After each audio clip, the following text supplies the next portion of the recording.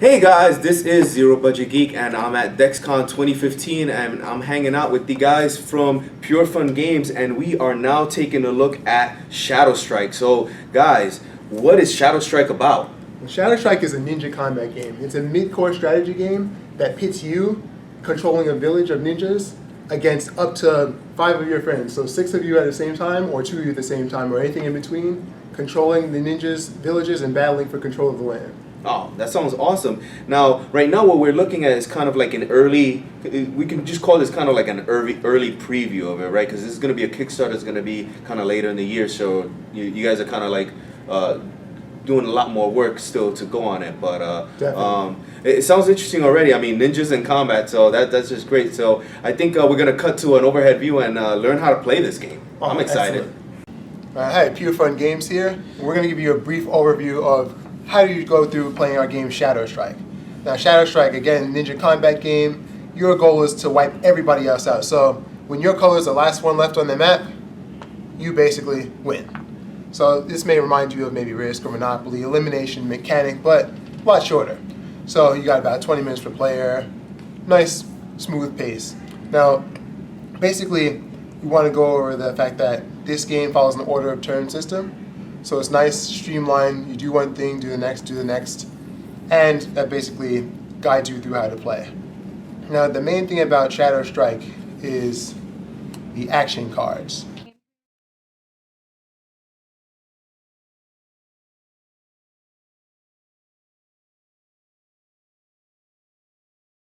The action cards in this game have what are called strikes,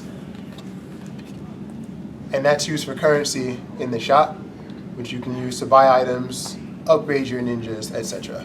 Now these cards can be used for either the currency or the ability on the card. So I can pay 1, or I can do this to play after dice are rolled in a fight, choose one of your own die to re-roll, and keep the new result. And many cards like that. Also, next thing about this game, you get 3 ninjas apiece. Each ninja is allocated a spot where he has his own board. So he's got items, a place for items, a place for his wounds, he gets hit, 1, 2, 3, and sayonara. And also a place where if he pays for his upgrades, he can become better at fighting up close or better at throwing things at people. Oh, well, that's cool. So each ninja is kind of like an individual, and you're going to track everything about the ninja on your little tableau there. So precisely. Oh, that's cool. I like that. Right, so maybe one guy is getting hit early, you know you're going to lose him, you might want to invest more in the other ninjas. And so basically, following the turn, we have the center of the board, which is called King of the Hill, and anybody brave enough to hold that spot until it gets around to the beginning of their turn gets bonus cards. And you always draw cards at the top of your turn anyway, and then we get right into the core of the game, which is actually taking actions with the ninja. You get to the move phase, and you can move your guys. All of your guys at once, or none of them, or however you want. 1, 3 spaces. Trade phase. So hold on, do you use cards to move the guys, or you just get a certain amount of movement points? You get up to 3 moves per ninja per turn. Oh, 3 moves per ninja per turn. Yep, okay, so you can do a bunch of, okay, so you can do some tactics there. Definitely. So a lot of common tactic is say, I'm going to jump this guy, for instance. Right, so we have somebody on King of the Hill. Maybe not the best thing to do very early, because you see, you can be taken out. And just from my understanding, having the King of the Hill is good because you're going to get more cards for that? Okay. Definitely bonuses for anyone brave enough to try and hold down that spot.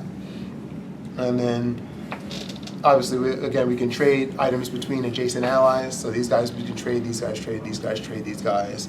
And we get right into some of the fun stuff, which is attacking. Now, we use the shuriken, and there's other items in the game and cards that we can throw stuff at people. So we're within range, usually 3. So this red guy's got a shuriken or a grappling, whatever he wants to throw. He can actually make an attack on an opponent or any opponent within 3. And you can fight. So if you're next to someone of a different color, you can actually go into a fight. So it's usually die for die, and I lose. There's ways to actually increase your odds with different weapons. Like do you have to have the weapon already equipped in order to Correct. do that? Okay. Right, and that goes to our last phase, which is the buy phase, phase 7. You save your strikes from these cards, and you can actually purchase some of the smaller, cheaper items for 1 strike each, or some of the larger, we call them equipment items, that'll be more of a long-term strategy. So maybe I want to be better at fighting up close, I want to be able to take items from people, I want to be able to eat some hits and not take damage, or heal myself or an adjacent ally. Basically, you can save up and buy those or go big with the small stuff.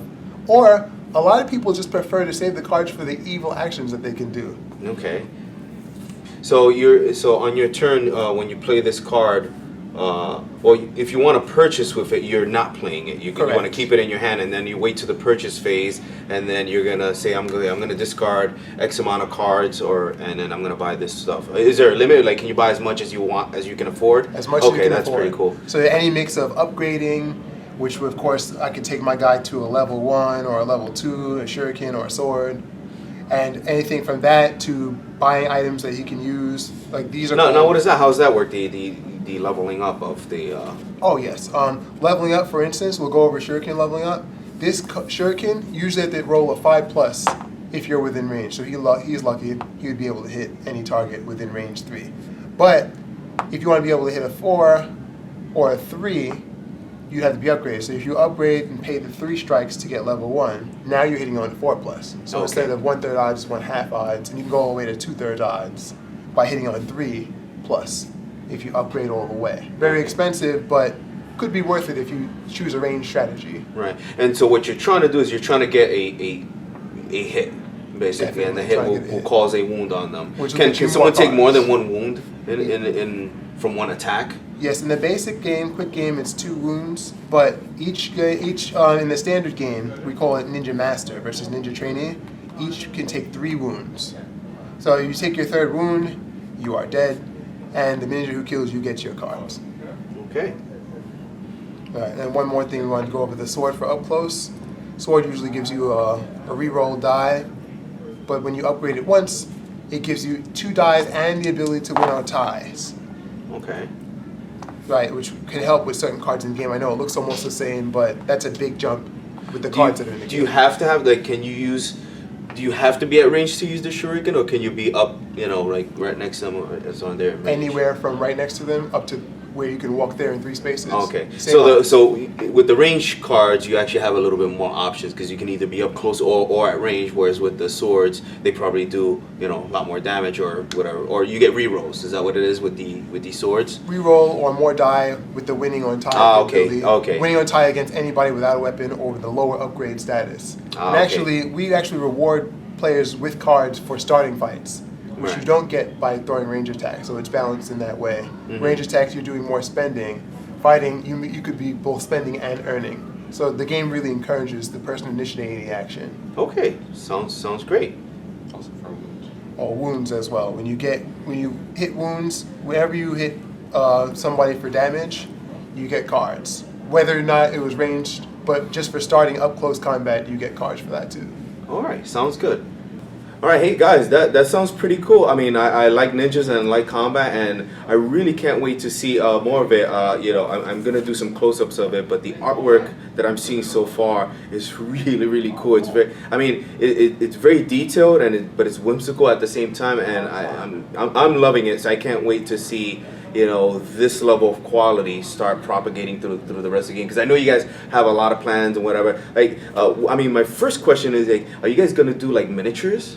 Miniatures, yes. We plan on using molds. Right now we have meeples, but post Kickstarter we plan on using molds for the ninja pieces. That sounds awesome. And so like we said, this is gonna be a Kickstarter, and so this is sort of like an early preview. When can people expect this Kickstarter? People can expect this Kickstarter either near the end of this year, maybe November-ish, or maybe even early next year, January, February. Okay, guys. So keep that in mind. That it's coming soon. If it sounds like something you're interested, it's coming soon, and you can back the Kickstarter. And I'm sure as it gets closer, we'll be able to get more looks at it. But it looks really interesting so far. Is there anything else that we have forgotten?